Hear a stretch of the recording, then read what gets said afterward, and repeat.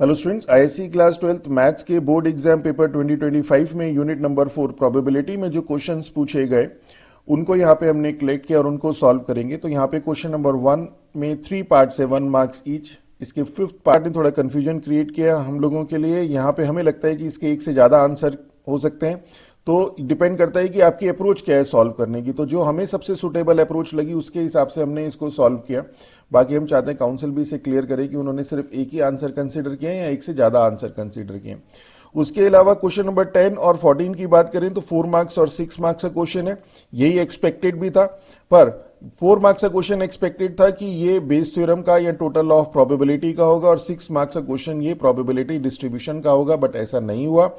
6 marks का question आपका Bayes theorem का पूछ लिया गया और प्रोबेबिलिटी डिस्ट्रीब्यूशन का क्वेश्चन नहीं पूछा गया। और ये जो 4 मार्क्स का क्वेश्चन है ये इंडिपेंडेंट इवेंट का क्वेश्चन पूछ लिया गया। हालांकि क्वेश्चन इजी है, तो यहां पे थोड़ा सा पैटर्न चेंज कर दिया। हालांकि ये जो 6 मार्क्स का क्वेश्चन है बेस थ्योरम का, जब हमने क्वेश्चंस आपको सॉल्व करवाए थे बेस थ्योरम के ऊपर एक्सरसाइज, तो वहां पे आपको बड़ा क्लियर किया था कि आप इसको डायग्राम बना के कीजिए, और जैसे ही आप इसे डायग्राम बना के करते हैं तो देखेंगे कि आपका डेटा भी एकदम बहुत आसानी से कलेक्ट हो जाता है। और इसमें मेन डेटा कलेक्शन ही है, क्वेश्चन को समझना ही है, और जैसे ही आप इसे डायग्राम बना के करेंगे देखेंगे आपकी अंडरस्टैंडिंग कितनी ईजी हो जाती है क्वेश्चन को समझने के लिए। तो यहां पे भी जब हम सॉल्व करेंगे तब देखिएगा कि कितनी आसानी से क्वेश्चन सॉल्व होता है।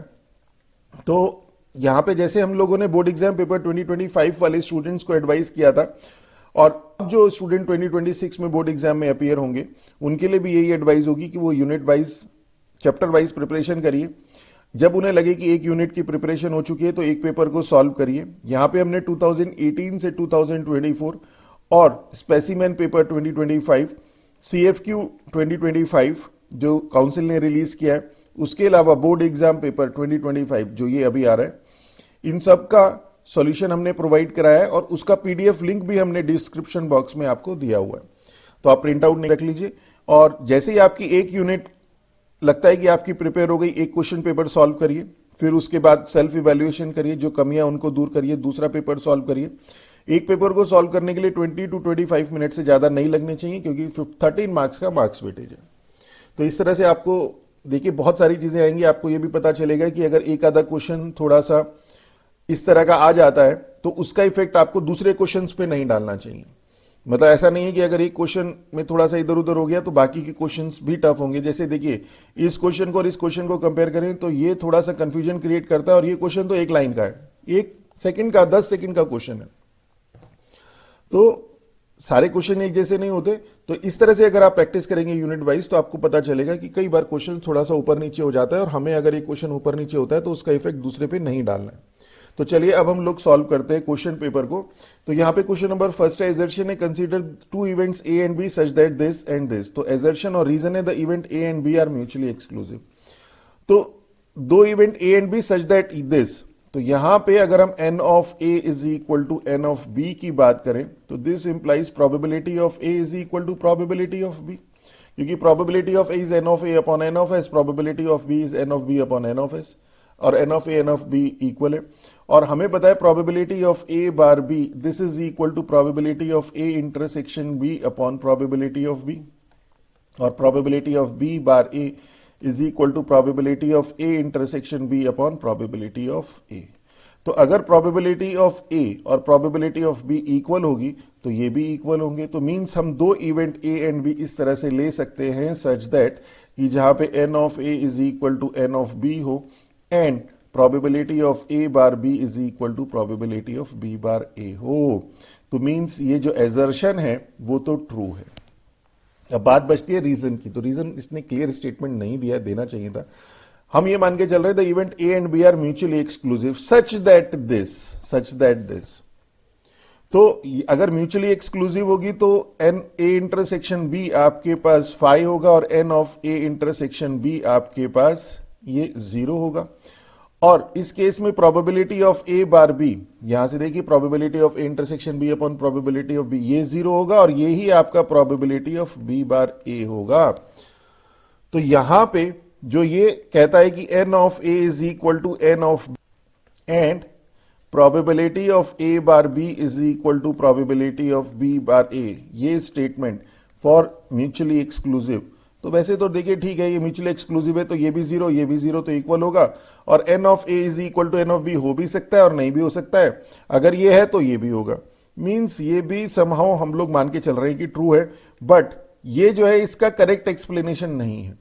तो means both assertion and reason are true and reason is not the correct explanation, means B is our right option जो हमें लगता है। इसका आंसर डिफरेंट एंगल से सोचेंगे तो सी भी हो सकता है, इसका आंसर थोड़े डिफरेंट एंगल से सोचेंगे तो ए भी हो सकता है, जो हमें लगा। बाकी आप लोग कमेंट करिएगा इसके ऊपर। और उसके अलावा जो इसके सेकंड पार्ट, अगर हम ये नेक्स्ट वाले पार्ट की बात करें, ई ऑफ एक्स हमें फाइंड करना है, और ई ऑफ एक्स हमें पता है this is x into px, so 30 into 1 upon 5 that is 6, 10 into 3 upon 10 that is 3, और 10 minus 10 into 1 upon 2 plus, तो ये हो जाएगा -5 that is 9 minus 5 that is 4, तो means B is our right option। तो अब क्वेश्चन नंबर फर्स्ट का 14th part है, 3 critics review a book odd in favor of the book are this, means 3 हैं आपके पास critics। तो फर्स्ट वाला favourable review देता है, तो अगर आपके पास इवन जो वो इवेंट है कि first critics gives favourable review, तो प्रोबेबिलिटी ऑफ इवन हो जाएगी 5/7।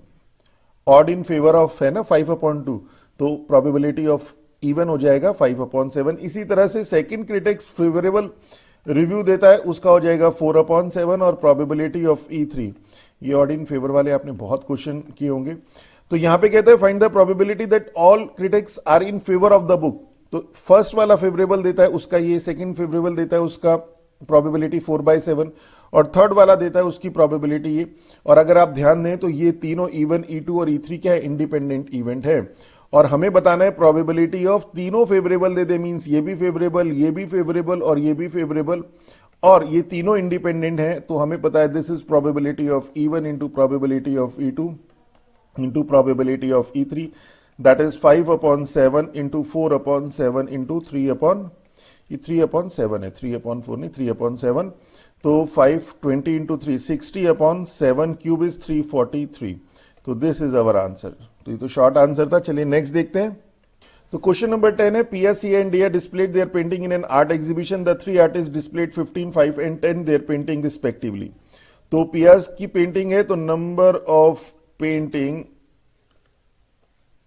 ऑफ पिया ये तो है आपके पास 15, और आपके पास सिया के पास डिस्प्ले करी 5 और डिया ने डिस्प्ले करी 10, तो टोटल नंबर ऑफ पेंटिंग हो गई, टोटल नंबर ऑफ पेंटिंग ये तो हमारे पास हो गई 20 और 10 30। Okay, person bought 3 painting from the exhibition, अब 3 पेंटिंग पर्सन ने खरीदी, तो टोटल नंबर ऑफ वेज क्या हो जाएगा 30C3। ओके, ये तो टोटल नंबर ऑफ वेज हो जाएगा। अब हमें निकालना क्या है, फर्स्ट कहता है find the probability that he bought 1 painting from each of them, एक खरीदे सबसे, तो रिक्वायर्ड प्रोबेबिलिटी क्या होगा, रिक्वायर्ड प्रोबेबिलिटी मींस वो एक इससे खरीदे, तो 15 में से एक लेनी है, कितने नंबर ऑफ वेज हो सकते हैं 15C1, 5 में से एक इससे खरीदे, और 5 में से एक, और 10 में से एक खरीदे। ओके, तो हमारे पास क्या आएगा कि जो रिक्वायर्ड प्रोबेबिलिटी है 30 में से उसे 3 खरीदनी है, और यहां पे 15 में से एक, एंड 5 में से 1 एंड 10 में से 1, यही तो है उसका। और इसको हम लोग अब सॉल्व कर लेंगे, तो यहां पे आ जाएगा आपके पास 15C1 is your 15, 5C1 is 5, 10C1 is 10। इसे थोड़ा सा ध्यान से सॉल्व करेगा। 30C3 is 30 factorial upon 3 factorial, 3 factorial ऊपर ले लेते हैं, 27 फैक्टोरियल, और इसको सॉल्व कर लेते हैं, तो 15 इंटू 5 इंटू 10, और 3 फैक्टोरियल इज 3 इंटू 2, और 27 फैक्टोरियल देखिए कैंसिल हो जाएगा, इसे डायरेक्ट ही कर रहे हैं। 30 factorial is 30 into 29 into 28 into 27 factorial, वो कैंसिल, तो इतना तो आप डायरेक्ट करेंगे, 15 into 2 30, and this is 2 into 2 and 2 into 5 14, that is 5 into 5 25 into 3, that is 75 upon 14 into 29 means 126 का 6 12 and 14 into 2 28 और 30 44 06, तो 74 upon 406 is our answer। इसी तरह सेकंड क्या कहता है कि find the probability that he bought all the 3 paintings from the same person, same person से खरीदी उसने, मींस कि जो रिक्वायर्ड प्रोबेबिलिटी है देखिए क्या होगा। रिक्वायर्ड प्रोबेबिलिटी सेम पर्सन से खरीदी मींस 30C3, या तो खरीदी उसने पिया से 15C3, या फिर और मींस प्लस। ओके, आपके पास ये म्यूचुअली एक्सक्लूसिव इवेंट हो गई ना, कि आप ये जो इवेंट है ये कैसी है, ये म्यूचुअली एक्सक्लूसिव इवेंट है, तो या तो उसे इससे खरीदनी है, या इससे खरीदनी है, या इससे खरीदनी है, तो है तो और का केस होगा। और म्यूचुअली एक्सक्लूसिव में और होते साथ ही प्लस आ जाता है, ये हम बहुत डिटेल में बता चुके हैं। 5C3 या फिर 10C3। ओके, तो बाकी अब इसे सॉल्व कर लेते। तो 33 तो आपके पास डिनोमिनेटर वाला तो ऐसे ही हो जाएगा 30 फैक्टोरियल अपॉन 3 फैक्टोरियल और 27 फैक्टोरियल, और 15C3 is 15 factorial upon 3 factorial 12 factorial plus 5 factorial upon 3 factorial 2 factorial 10 factorial upon. इसे थोड़ा सा फोकस तरीके से करेगा सॉल्व, ट्रिक लगा के। सिंपल कैलकुलेशन, ऐसे नहीं कि आपने कैलकुलेशन करना शुरू कर दी मल्टीप्लाई डिवाइड। देखिए 3 फैक्टोरियल से तो 3 फैक्टोरियल ये कैंसिल हो जाएगा, और 15 factorial upon 12 factorial is 15 into 14 into 13। Okay, 12 factorial वाली टर्म कैंसिल हो जाएगी, plus 5 factorial is 5 into 4 into 3, और 2 फैक्टोरियल से 2 factorial cancel. 10 is 10 into 9 into 8, 7 से कैंसिल। और ये 30 फैक्टोरियल इज 30 इंटू 29 इंटू 28, और 27 फैक्टोरियल कैंसिल। और यहां पे देखिए 15 यहां पे भी है, और 5 इंटू 3 15 यहां पे भी है, और 10 यहां से 5 आ जाएगा, और यहां से 3 आ जाएगा, 15 यहां से भी है, तो 5 इंटू 3 15, और यहां से 5 ले लिया तो 2, और यहां से 3 ले लिया तो 3, और ये 15 इंटू 2, ये 2 कैंसिल। थोड़ी कैलकुलेशन आसान हो जाती है और कुछ नहीं है। और उसके अलावा यहां पे हमारे पास ये 29, ये 28 है। उसके अलावा हमारे पास यहाँ पे 14, 4 और 8, तो मीन्स 2 यहाँ पे भी है, तो ये 7 हो जाएगा, ये 2 हो जाएगा, और ये 2 कैंसिल। हालांकि इसे थोड़ा ध्यान से करेगा, और ये 2 कैंसिल।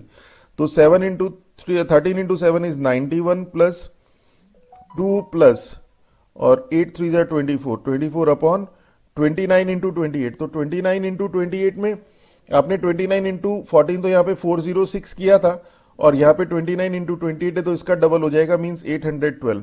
और ये हो गया 4 2 6 और 1 7, और 2 और 9 117 upon 812। This is our answer. तो देखिए कैलकुलेशन भी करते हैं, तो ये सारी चीजें प्रैक्टिस से आती है आपको, कि किस तरह से हमें करना है कि कैलकुलेशन भी हमारी बहुत इजी हो जाए। अदरवाइज तो ये था ना कि आप सिंपल यहाँ पे मल्टीप्लाई करते रहते, आंसर तो आ ही जाता, बट वो टाइम टेकिंग हो जाता। चलिए नेक्स्ट करते हैं, तो स्मार्ट तरीके से करिए कैलकुलेशन भी।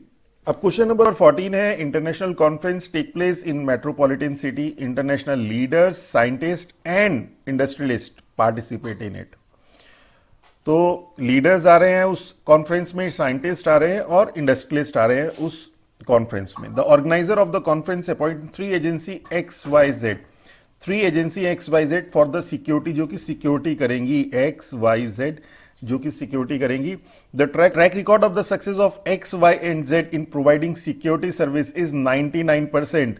इसका ट्रैक रिकॉर्ड 99% का है, X का, Y का 98.5% रिस्पेक्टिवली है ना, 98.5% इसका ट्रैक रिकॉर्ड है सक्सेस का, और Z का 98% सक्सेस का।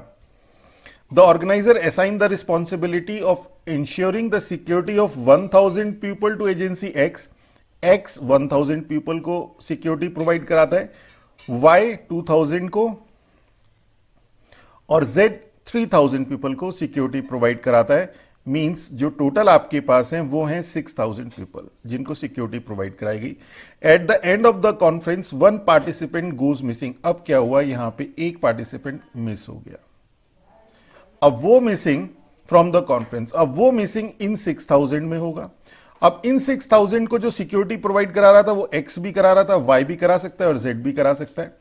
तो क्या कहते हैं, what is the probability that the missing participant was placed under the responsibility of security agency X। वो जो मिसिंग हुआ वो X एजेंसी उसको सिक्योरिटी प्रोवाइड करा रही थी, उसकी प्रोबेबिलिटी निकालनी है। तो यहां पे हमें देख के ये आइडिया तो लग गया कि ये टोटल ऑफ प्रोबेबिलिटी या फिर बेस थ्योरम का क्वेश्चन है। तो जैसे हमने आपको पहले बताया था कि हम लोग एक डायग्राम बनाएंगे और उससे ये क्वेश्चन बहुत इजीली सॉल्व हो जाता है। तो यहां पे आपके पास टोटल 6000 पार्टिसिपेंट है। इन 6000 पार्टिसिपेंट में से 1000 पार्टिसिपेंट को तो X सिक्योरिटी प्रोवाइड करा रहे हैं, 2000 पार्टिसिपेंट को वाई सिक्योरिटी प्रोवाइड करा रहा है, वाई एजेंसी, और 3000 पार्टिसिपेंट को एजेंसी जेड सिक्योरिटी प्रोवाइड करा रही है। ओके, तो अगर हम लोग इसको इवेंट एक्स हम ये मान लें कि event x is security of a person is assigned to agency X, तो यहां से आपके पास प्रोबेबिलिटी ऑफ X क्या हो जाएगा? 6000 टोटल है, 1000 को सिक्योरिटी प्रोवाइड करा रहा है, तो प्रोबेबिलिटी ऑफ X क्या हो जाएगा? 1000 अपॉन 6000 मींस 1/6, तो यहां पे प्रोबेबिलिटी ऑफ X इज 1/6।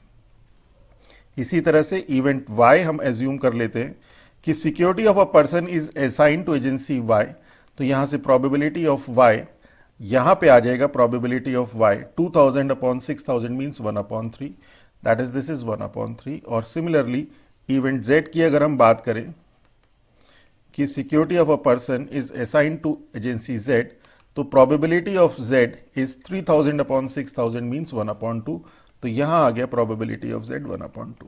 अब क्या कहता है कि at the end of the conference one participant goes missing, यहां पर वन पार्टिसिपेंट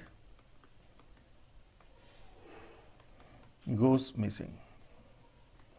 अगर ये आपके पास से इवेंट ई है, तो ये इवेंट ई यहां से भी हो सकती है, ये मिसिंग यहां से भी हो सकता है, और ये मिसिंग यहां से भी हो सकता है, यहां से भी हो सकता है।